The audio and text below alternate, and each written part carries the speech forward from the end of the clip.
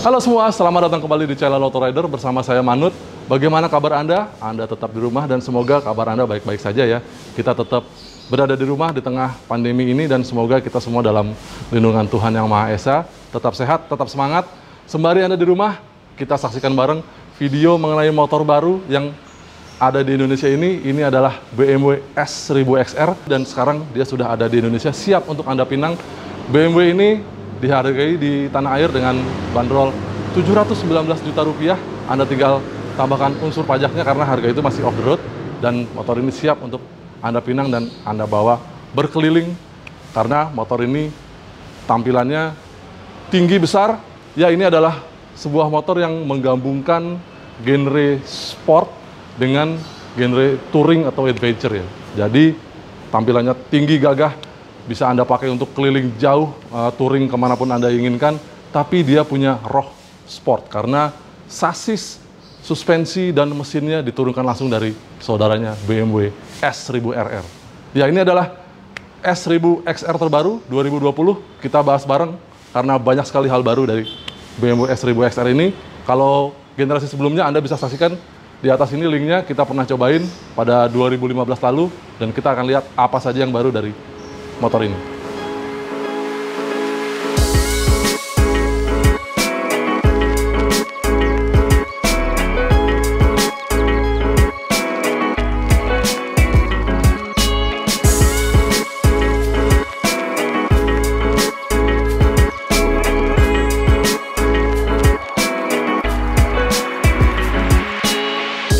Secara keseluruhan, porsi, bentuk, dan desain dari BMW S1000XR ini memang masih mencerminkan generasi sebelumnya. Banyak lancip-lancip, desain bodinya terutama di bagian depan sini mengesankan dia sangat kencang. Itu adalah aura sportnya. Tetapi dengan bodi yang lebih besar, lebih tinggi, dan lebih gemuk di bagian sini itu memang mencerminkan aura touringnya. Motor ini memang diturunkan langsung dari S1000XR, tapi dengan gaya riding diturunkan dari BMW R1200 GS. Tetapi ini bukan motor adventure, karena untuk melahap lintasan yang kurang bagus, tentu Anda tidak dilengkapi dengan peralatan yang memadai. Karena dia mempunyai ban yang sangat besar, karena itu lebih cocok untuk berkendara riding dengan gaya sport. Nah, desain baru ini itu juga dipadu dengan berbagai desain dan komponen-komponen baru. Misalnya lampu depan ini, kalau sebelumnya dia bentuknya desainnya asimetris ya, kiri sama kanan berbeda. Nah, sekarang dia bentuknya simetris, begitu juga dengan lampunya. Sudah full LED, baik di depan maupun di belakang. Kita lihat di depan tampilannya kiri dan kanan sama-sama menyala. Kalau kita nyalakan lampunya kiri dan kanan, ini ada lampu dekat dan lampu jauhnya ada di bagian bawah. Tapi ini adalah unit yang homologasi ya. Kalau Anda membeli motor ini nanti akan mendapatkan lampu yang lebih keren lagi karena dia sudah mempunyai cornering lamp di atas ini dan ada semacam daytime running lights yang berbentuk garis di bawah sini. Itu jauh lebih keren, itu namanya Adaptive Headlight Pro. Sementara di belakang sedikit berbeda dibanding sebelumnya, karena kalau sebelumnya ada lampu belakang itu di tengah, sekarang dia tidak punya lampu belakang khusus. Dia lampu belakangnya menyatu dengan lampu sen. Ini keren banget. Jadi di belakang itu lampu sennya juga menyatu dengan lampu belakang dan lampu rem. Kalau dilihat pada saat malam hari tentu akan signature banget. Dan lampu ini semuanya sudah full LED. Kalau kita nyalakan lampu sennya, dia menyatu dengan lampu rem dan lampu belakang. Keren banget. Sementara itu di depan, lagi-lagi dengan genre sport touring ya, dia sudah dilengkapi dengan windshield. Dan windshieldnya ini juga bisa disetel seperti sebelumnya. Bisa ada dua setelan bawah dan setelan atas. Tapi sekarang better, lebih baik, karena Anda bisa menyetelnya langsung pada saat Anda duduk di atas motor. Ada semacam tuasnya yang bisa Anda gapai. Kalau sebelumnya Anda menyetelnya harus dari depan, sekarang menyetelnya cukup dari tempat Anda duduk di atas motor. Porsi fairingnya juga sekarang lebih besar dan kami yakin dia mempunyai sisi aerodinamika yang baik, terutama pada saat Anda touring jarak jauh. Dia akan bisa melindungi Anda lebih baik dari terpaan angin dari depan. Sementara di belakang ini ada yang baru, karena di atas tangki bensin Anda sekarang punya laci penyimpanan untuk menyimpan beberapa barang pribadi Anda. Misalnya Anda bisa menyimpan uang di sini, Tapi sebenarnya ini tidak cukup ya untuk sebuah ponsel ya. Jadi hanya beberapa barang pribadi seperti surat-surat kendaraan Anda bisa taruh di sini, tidak perlu repot-repot bawa tas. Dan di belakang Anda bisa lihat tempat duduknya itu juga sebenarnya masih mirip dengan yang lama, tetapi kalau kita lihat dia desain frame-nya baru sehingga kelihatan di bagian belakang tangki ini sedikit lebih sempit dibanding sebelumnya. Nah, itu akan berpengaruh pada posisi riding, nanti kita coba. Sementara porsi belakangnya itu masih mirip, yang berbeda dan tentunya yang paling menarik adalah bagian belakang sini, dia sekarang sudah punya dudukan untuk pannier dan kelihatan lebih serius dibanding sebelumnya, terutama di bagian belakang sini. Khusus untuk pasar Indonesia, kita sudah mendapatkan unit yang sudah full option. Jadi semuanya sudah diberikan oleh BMW Motorrad Indonesia, termasuk bracket untuk top box ini Anda tidak perlu menambah lagi karena sudah termasuk dalam paket penjualan. Sebelum kita lanjutkan video ini, kami akan sangat senang dan berterima kasih kalau Anda sudah mengklik tombol subscribe berikut dengan loncengnya. Makin keren ngelihat desainnya karena bodi ini juga baru banget. Kelihatan dari samping sini ada floating side panel dan kelihatan desain bodinya bertumpuk ya. Selain ini kelihatan mengambang, di bagian bawah sini juga ada kelihatan bagian plastik berwarna hitam dan merah ini kelihatan bertumpuk. Begitu juga di bagian spakbor ini kelihatan spakbornya seperti terbelah dua antara yang bagian berwarna merah dan hitam ini. Lalu yang lebih menarik lagi ada di dalam bodi ini. Di dalam bodi ini juga ternyata ada konstruksi yang baru karena sasisnya itu juga baru. Selain saya bilang tadi di bagian tengah sini dia lebih ramping dibanding sebelumnya dan lebih rendah, tetapi di bagian depan sini diperkuat terutama di area komstir. Sementara mereka menyebutkan sasis ini dengan nama flex frame. Sasisnya lebih lentur, tetapi ada beberapa bagian mesin yang mempunyai sisi load bearing lebih tinggi sehingga selain lentur dia juga tetap rigid, apalagi sekarang didesain dengan berat yang lebih ringan. Sasisnya maupun swing arm belakang itu lebih ringan dibanding sebelumnya sehingga berpengaruh ke pengendalian. Kalau kita lihat di belakang pada XR sebelumnya itu bagian lubang-lubangnya hanya ada di sebelah kiri, sekarang sebelah kanan juga ada bagian yang berlubang sehingga mengurangi bobot. Itu baru dari sasisnya. Sementara pengembangan lainnya juga ada di bagian mesin. Konstruksi yang baru itu juga ada di mesinnya, dia diturunkan langsung dari BMW S1000RR, tetapi memang dia tidak menghasilkan tenaga yang semelimpah tipe RR, karena untuk segmen ini itu diyakini 165 daya kuda itu sudah sangat cukup untuk menghela motor yang sangat keren ini. Tenaga dan torsinya, profilnya itu sedikit jauh mirip dengan sebelumnya, tetapi dia naik sekitar 5 daya kuda dan torsinya 114 Nm itu flat mulai dari 5.000 rpm sampai 10.000 rpm. Memang dia tidak mempunyai shift cam seperti S1000RR, tetapi shift cam diyakini tidak terlalu penting untuk S1000XR ini karena dia mulai bermain di 9.000 rpm. Nah, BMW menyeting tenaga dan torsinya itu enak di putaran menengah supaya bisa menghela motor ini lebih enak lagi pada saat Anda touring. Mesin ini dipadu dengan gearbox 6 percepatan manual dengan Gear Shift Assistant Pro. Itu maksudnya quick shift ya bro, jadi Anda bisa naik turun gigi tanpa menarik tuas kopling, dan itu sudah termasuk dengan orang bilangnya mungkin auto blipper ya, jadi rev match, Anda bisa turun gigi dan RPM-nya menyesuaikan sendiri. Dari situ koplingnya juga sudah dilengkapi dengan MSR atau anti hopping, jadi Anda benar-benar bisa merasakan torsi yang melimpah sejak putaran bawah. Dengan teknologi itu Anda juga diberikan fitur Dynamic Traction Control yang bisa mengatur traksi ke roda belakang dan juga ada fitur anti-wheelie. Mesin ini dengan semua perangkat elektroniknya itu memenuhi standar emisi Euro 5, kelihatan dari sistem knalpotnya besar sekali, katalitiknya di bawah, dan dipadu dengan muffler yang mirip sekali dengan BMW S1000RR. Radiator di depan sangat besar, dipadu dengan oil cooler di bagian bawahnya. Mesin ini memerlukan bensin yang bagus tentunya, tapi dengan kondisi Indonesia itu Anda bisa memakai bensin mulai beroktan 92. Dengan mesin baru yang lebih canggih, ternyata suspensinya sekarang juga jauh lebih canggih karena setelan Dynamic Electronic Suspension Adjustment pada tipe sebelumnya yang merupakan peranti opsional, sekarang ditanamkan sama BMW Motorrad sebagai peranti standar, dan untuk unit yang ada di Indonesia itu sudah menggunakan sistem Dynamic SA Pro. Anda bisa memilih setelan antara Dynamic dan Road. Pada kedua setelan ini Anda bisa mendapatkan setelan yang jauh lebih lebar lagi antara stiffness dan softness.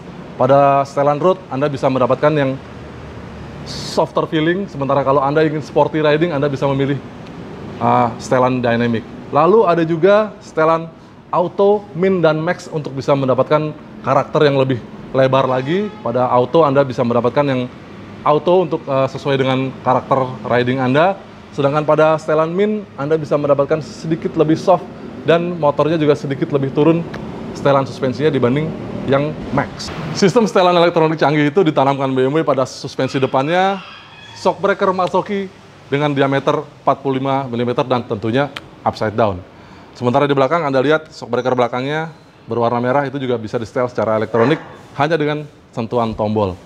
Sementara untuk bisa menghentikan motor ini, remnya juga sudah pasti canggih karena di depan menggunakan sepasang disc brake dengan diameter 320 mm, masing-masing dijepit dengan kaliper 4 piston. Di belakang ada satu disc brake saja 265 mm dengan 2 piston floating caliper.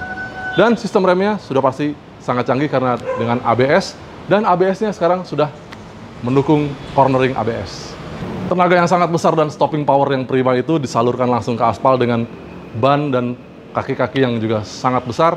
Di depan menggunakan pelek 17 inci dengan lebar 3,5 dibalut ban Metzeler Rotek 01 dengan dimensi 120 mm profil 70 ring 17. Di belakang nggak kalah luar biasa dengan ban dan pelek yang mirip sama S1000RR, peleknya 17 inch dengan lebar 6 inci dibalut ban yang sama Metzeler Rotek 01 dengan lebar 190 profil 55 ring 17. Nggak sabar buat mencoba motor ini.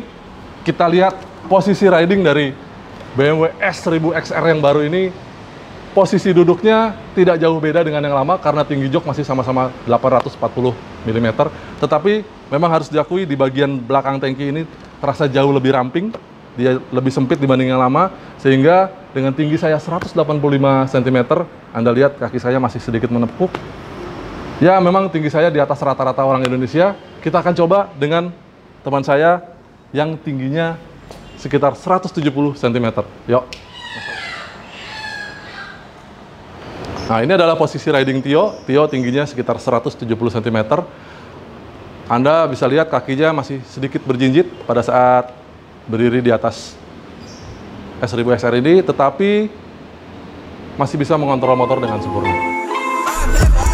Selain tempat penyimpanan kecil di atas tangki bensin itu, Anda mendapatkan 2 kompartemen lagi di bawah jok. Itu ada satu kompartemen dengan kapasitas sekitar 1,8 liter dan satu lagi kompartemen yang kira-kira muat satu buah ponsel.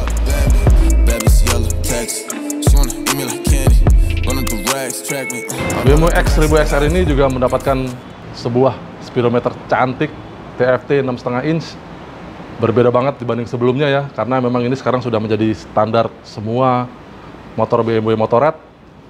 Anda bisa mendapatkan banyak sekali informasi di sini, mulai dari kecepatan, lalu ada RPM, posisi gigi, dan ini adalah suhu ruang, sini jam, lalu di sini ada trip meter, dan ini adalah riding mode-nya. Sementara Anda juga bisa mengakses banyak sekali fitur di sini. Kita bisa pencet dari tombol menu di sebelah kiri stang. Anda bisa melakukan setting, banyak sekali setting yang bisa Anda lakukan di sini, mulai dari vehicle settings. Vehicle settings, Anda bisa melakukan settingan dari HSC Pro atau Hill Start Control. Ada 3 settingan, manual, auto, atau di nonaktifkan. Pada auto, kemiringan 5 derajat, dia akan otomatis melakukan pengereman pada saat Anda berhenti, sebelum Anda bisa take off lagi, mendaki bukit. Lalu ini adalah setelan shift light, on off, dan bisa Anda konfigurasi mulai dari RPM berapa, sampai RPM berapa, dengan tingkat keterangannya, brightness, dan frekuensinya dia berkedip berapa kali. Lalu ini adalah setelan riding modes. Anda juga dapat memilih riding mode Dynamic Pro. Ini khusus untuk pasar Indonesia, dia sudah ada di sini. Nah, di setelan Dynamic Pro ini Anda bisa nyetel banyak sekali setelan, mulai dari tenaga mesin, torque dan throttle response, itu Anda bisa setel mulai dari yang paling kencang, optimal, sampai yang paling kecil pada mode rain. Dan ini Anda bisa akses dari Riding Mode Pro. Lalu engine brake Anda juga bisa setel mulai dari engine brake yang paling minimal sampai yang optimal. Sementara ini adalah traction control, dan Anda bisa menyetel traction controlnya sesuai dengan keinginan Anda. Setelan 4 ini adalah traction control yang paling besar, dia akan berpengaruh langsung ke settingan roda belakang. Sementara ini adalah wheelie control, dan lalu ini adalah setelan ABS. Anda bisa menyetel banyak sekali setelannya di sini. Pada saat setelan 5 ini adalah setelan maksimum semuanya ya, ABS-nya bekerja maksimum. Lalu di setelan 4 itu dia sedikit berkurang di anti rear lift dan ABS Pro-nya. Lalu setelan dynamic itu berkurang lagi intervensi elektroniknya.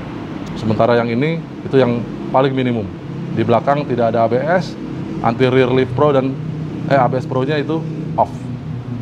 Kita setel yang paling besar saja. Sementara ada juga setelan lain seperti sistem setting, Anda bisa menyetel waktu dan jam. Terus setelan unit itu Anda bisa sesuaikan dengan yang Anda biasa pakai. Kami biasa pakai kilometer per jam dan kilometer per liter, dan temperatur derajat Celcius. Setelan bahasa, ya kita biasa memilih bahasa Inggris saja. Lalu di sini ada koneksi, karena dia juga ada fitur BMW Connected Apps. Anda bisa melakukan koneksi dengan mobile device Anda, juga dengan helm pengendara dan penumpang. Kalau Anda melakukan koneksi dengan handphone Anda bisa mengakses beberapa fitur yang kita lihat di sebelah kirinya nanti. Ini adalah setting display untuk brightness-nya. Anda bisa setel seberapa Anda suka. Lalu status line konten, ini Anda bisa setel semuanya, mulai dari fuel tank level, odometer, trip meter, fuel consumption, riding time, brake, dan speed. Sedangkan speed limit info Anda juga bisa masukkan di sini, seberapa besar yang Anda akan masukkan itu bisa di sana. Informasi adalah informasi mengenai license dan software version. Lalu kita coba masuk ke setelan berikutnya. Telepon, media, dan navigasi ini bisa Anda akses begitu Anda melakukan koneksi dengan telepon pintar Anda. Lalu ini adalah tampilan speedometernya. Kalau pada tampilan ini adalah tampilan seperti biasa, tapi Anda bisa memilih tampilan sport, dan tampilannya akan menjadi seperti ini. Dia takometernya menjadi bundar, lalu ada petunjuk mengenai dynamic traction control dan rem. Nah, pada tampilan sport ini yang menarik di bagian tengah sini ada lean angle sensor. Jadi ini akan bisa menunjukkan seberapa jauh Anda memiringkan motor pada saat membelok, baik kiri maupun kanan. Sementara Anda bisa mengakses informasi mengenai motor ini.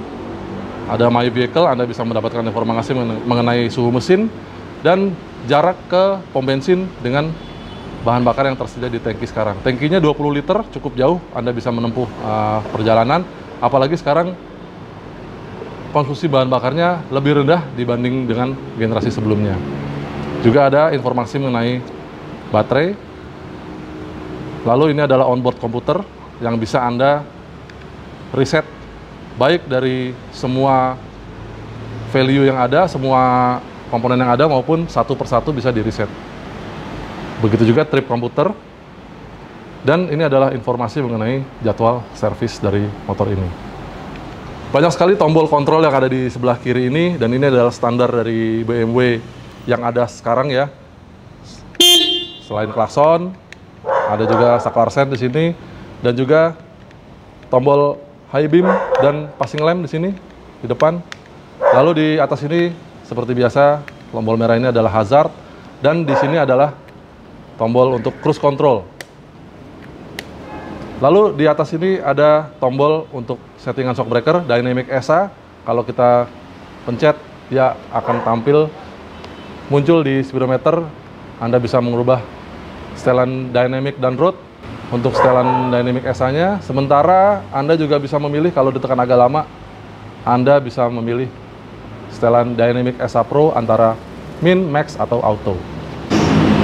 Lalu tombol menu ini untuk mengakses menu tentunya, dan untuk bisa memilih menu Anda bisa punya toggle switch di sini untuk bisa memilih ke atas ke bawah atau ke kiri ke kanan. Pada tombol Dynamic SI ini juga ada tombol ke atasnya, itu Anda bisa menonaktifkan ABS-nya, tekan yang agak lama, ABS-nya akan mati, tapi saran kami sih jangan dimatikan ya ABS-nya ya.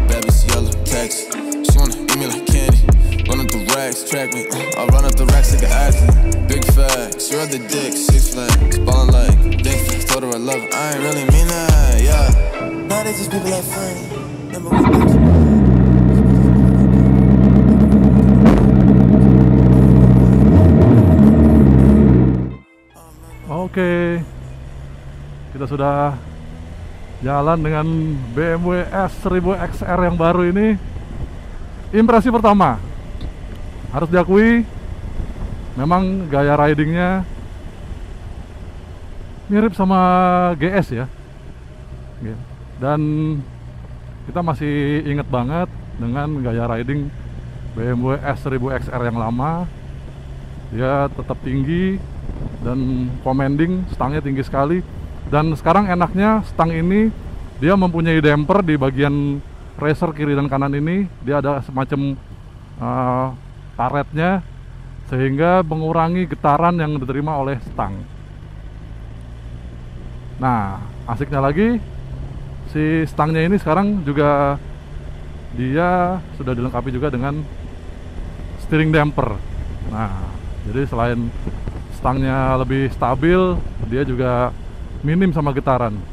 Kita riding 30 km per jam sekitar itu, dan ya memang jalannya halus ya. Dia getaran mesinnya terasa halus. Dan dengan mudahnya Anda juga bisa mengganti setelan suspensi Dynamic ESA dengan cukup menekan tombol di sebelah kiri ini. Ini saya pakai settingan road yang sedikit lebih soft rasanya. Dan settingan Dynamic ESA Pro-nya dia auto. Tapi kita akan coba agak kenceng di sini. Kita riding dalam kota aja.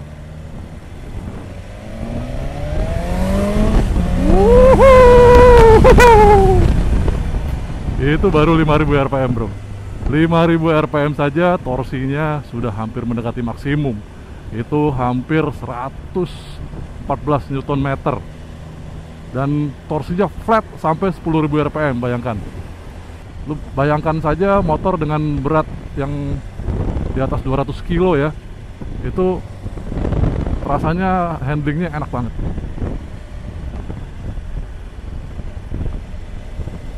Dan mulai dari 3000 rpm, kalau dibujak, wow, tahu-tahu sudah hampir 100 km per jam teman-teman. Wah, luar biasa. Itu baru gigi 2. Baru gigi 2.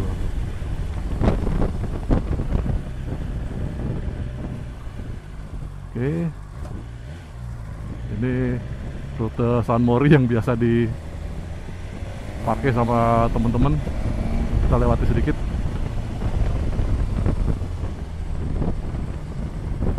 Ya, handlingnya masih mirip dengan yang lama. Kayaknya kalau ingin merasakan handling yang jauh lebih dalam lagi, kita harus membawa motor ini sedikit lebih jauh dan merasakan bagaimana rasanya.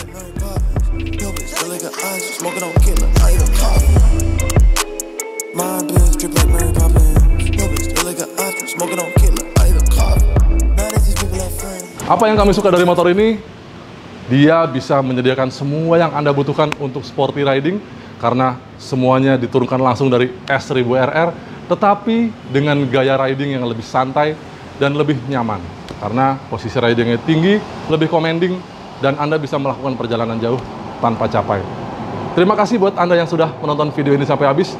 Dan jangan lupa main-main ke website kami www.autorider.com untuk bisa mengetahui berita-berita terkini mengenai sepeda motor di Indonesia maupun di dunia. Follow juga Instagram kami @autorider.com. Banyak sekali yang bisa Anda lakukan di sana, terutama buat Anda yang ingin merestorasi motor. Anda bisa main-main juga ke website kami, daftar di sana www.autorider.com/duker. Terima kasih buat Anda yang sudah menonton video ini sampai habis, dan kita berdoa bersama semoga kita bisa melewati masa pandemi ini dengan baik dan kita selalu berada dalam keadaan sehat dan dalam lingkungan Tuhan Yang Maha Esa. Sampai jumpa di video kami yang lain. Bye. Baby, please don't leave.